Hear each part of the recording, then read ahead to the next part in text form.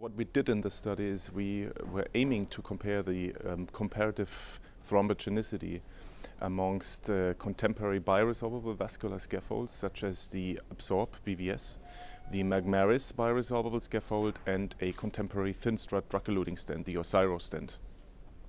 And what we found, which was somewhat unexpected, is that the Magmaris showed a substantial decrease in thrombogenicity, meaning thrombus deposition in this model where you create a shunt between the carotid artery and the jugular vein after 1 hour of blood flow was substantially reduced.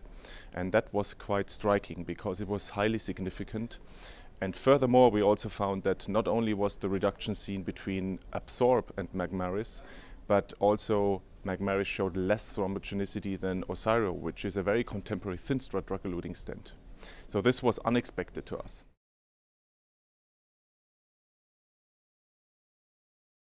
So essentially we're talking about two studies. In the first study we compared the three comparators which I mentioned, the Absorb, Magmaris and Osiro drug-eluting stent.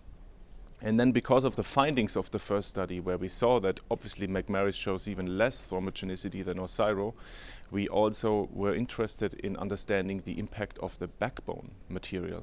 So we designed another study in which we compared Magmaris against a equally designed metallic stent that has the same stent geometry, is made of stainless steel, and everything else is basically similar to the Magmaris design. And what we found in this study is that Magmaris again reduced thrombogenicity in terms of thrombus formation quite significantly. And this was striking to us because this tells you that obviously the backbone has some influence on acute thrombogenicity.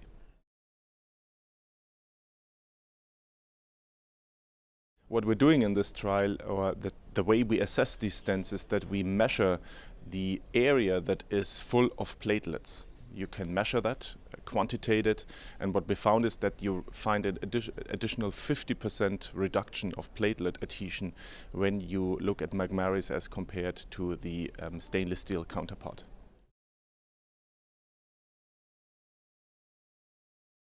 So I think everybody is discussing about thrombogenicity and the issue of scaffold thrombosis that we have seen in recent clinical trials and meta-analysis.